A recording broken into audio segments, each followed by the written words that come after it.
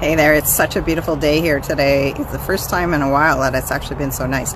Anyways, I'm hopping on because I was asked recently, what's the best way to declutter and organize without making a mess? And the trick is that you only take out and start decluttering and organizing what you have time for, because your goal is to have that area tidied up. It doesn't have to be perfect, but it needs to be tidied up so that it doesn't look like a mess when you're done. So if you have only a little bit of time, maybe an hour, well, then don't pull out everything out of your closet, because you're not going to get it done, and then it's just going to cause more chaos. So instead, try to focus on a smaller area.